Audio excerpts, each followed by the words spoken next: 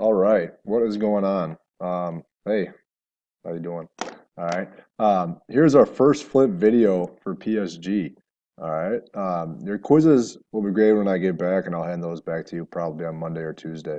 If you look at the calendar, you'll see that we have a test coming up. Your Chapter 10 test is going to be on next Thursday. I'll give you your review packets when I get back on Monday. We do have a song of the day. I'm not going to play it for you, but there it is. All right. Let's talk to it. Today's goals. Today's goals are to apply the power theorems. We have three different power theorems that we're going to learn about. First one is the chord power theorem. The second one is a tangent secant power theorem. And third being the secant secant. If you'll notice, all three of these are defined or named by the segments that form them. Okay? You ready? First one, chord power theorem. All right, what is the chord power theorem? Well, if A, B, and X, Y are intersecting chords on the same circle, then we can say that A times B equals X buckets. Let's try that one more time, equals X times Y. You should have a pencil out. You should have the note packet out. I'm looking at those people that I normally ask to have that out. All right, don't be one of those people that just listens to me on mute either. Make sure you have headphones. All right, so I call this the outer or the part times the part here. Okay, part times the part times part of your segment times part of your segment, where A and B are part of the same segment and X and Y are also part of the same segment. Okay, if at any point throughout this video you're confused about what I am saying, all right, make a note of it or go back and pause the video and rewatch it. Okay, hey, you know what you need to do, by the way? Oh boy, look at it, there it is. Believe you can. All right, don't forget about my cousins. Here we go. Next one, the tangent secant power theorem. All right, remember, AB is a tangent because it hits the circle once. At one point, it's taking a tan on the circle. AD would be considered a secant because it goes through the circle. All right, so for a tangent secant power theorem, you do A squared equals the outer piece, which is X, times the entire secant segment, X plus Y. All right, I'll label this. These are our outer segments. Outer. Oh, wow. It's hard to write with this mouse. This is also an outer part. Outer. And this would be the whole secant. Okay? Holy buckets. Next one. The secant power theorem. All right? If A, B, and AC are secants on the same circle, okay, then we do A, the outer piece. Let's get that in blue. A times the whole. It's similar to the last one where the secant tangent equals X times the whole. Like that. For these, again, the A plus B, that's the whole.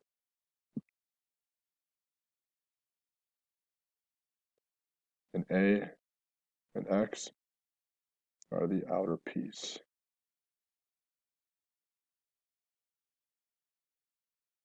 Okay, the outer piece, wow. For sure, okay.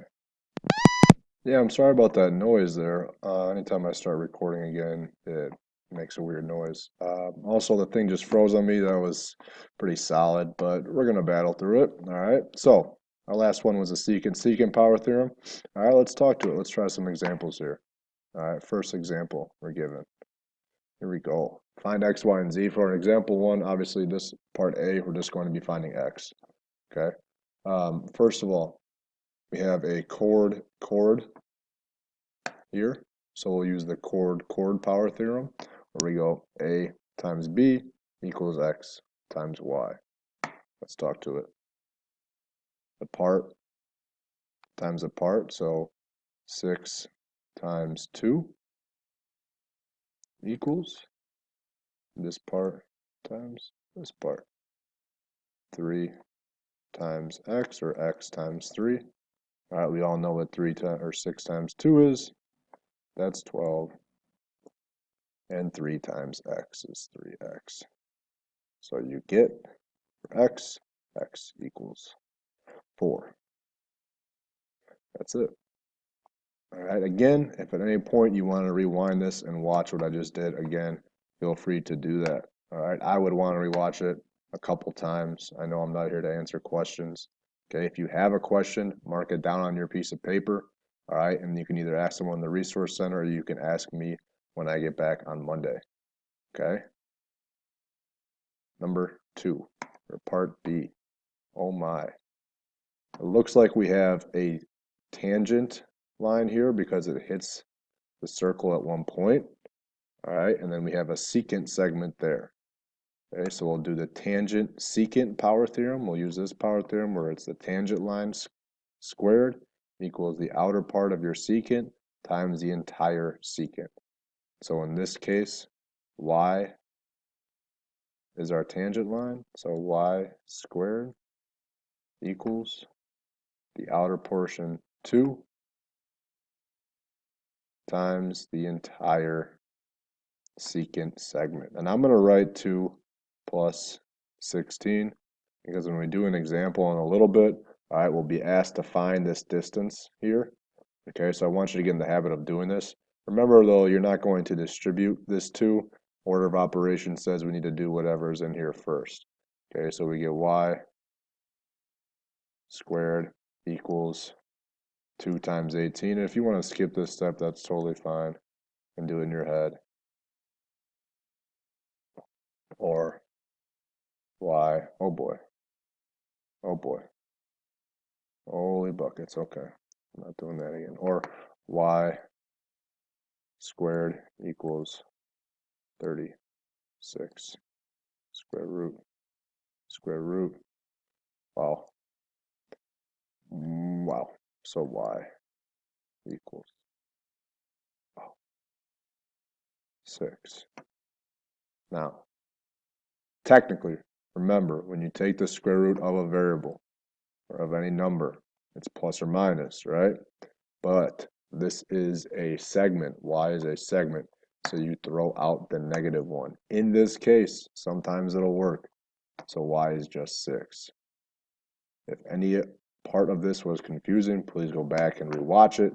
All right, please go back and rewatch that. I hope you have the sound on. If you don't, I'm not going to be happy. All right. Holy cow. All right. Oh boy. This one looks like a doozy. All right. We have a secant power theorem. We're going to use our secant power theorem. Okay. That looked like outer piece times the entire secant equals the outer piece times the entire secant. So let's talk to it. Our outer piece here is 3, and this one's a little bit strange, where our whole piece is our variable. Okay. More times than not, all right, you'll be asked to find this piece here, and that'll be your variable. Okay, so let's like if that were an x, this would become 3 times 3 plus x, much like this part is 4 times 4 plus 8, the outer piece, times the whole. All right, well, that's just 3z. 4 plus 8, we know that that is 4 times 12, right? Well, 4 times 12, well, what's that? Oh, that's right. Wait, what's up? Oh, yeah. Wait, no. Yeah, 48. Are you sure? Yeah, I'm sure. Divide by 3. Are you positive? Yeah. So Z equals 16. Could you go back and check your work? Yeah, of course you could. You just plug this back in, right? Again, if any part of that was confusing, go watch it again. All right, watch it. Watch it as many times as you need. I mean, if you want to just, plug in your headphones and then listen to this instead of listening to music, that's totally fine too. I can't blame you for that, but make some notes if you have a question. All right. Let's talk to the next example. Okay. I have this tangent segment PT and it measures 8 centimeters. The radius of our circle is 6. Find the distance from P to the circle. Okay. You're not going to see a lot of word problems, all right, when we do these. Okay, but let's try one because we're the best, Okay, so it gives us a lot of trigger words here. All right, I'm going to call that T, and this point's going to be not T, P. Okay. How do I know to call this P and this T? Great question. It says find the distance from P to the circle. So that tells me that P is my external point out here, and it's not on the circle. It's not on it, okay? So that means this little part right here is the distance from P to the circle, so I'd call that X. All right. This is my tangent segment, so let's call that 8. All right. And it says our radius of our circle is 6, so that tells us this secant goes through our diameter.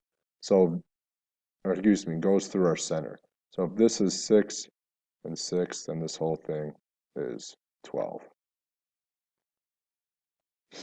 So we have, excuse me, we have a tangent secant. So we got 2. Tangent squared equals the outer part of your secant times your entire piece.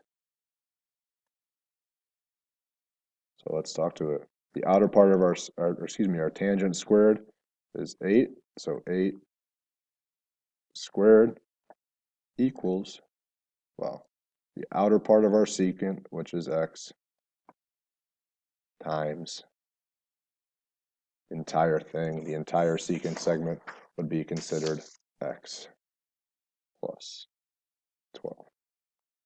This is what I was talking about before, all right? We're trying to find this little piece right there, okay? I'm going to scroll down a little bit more so I have enough room here. All right, so 8 squared we know is 64. If you distribute that X, you get X squared plus 12X. Yes, we are going to have to factor this problem.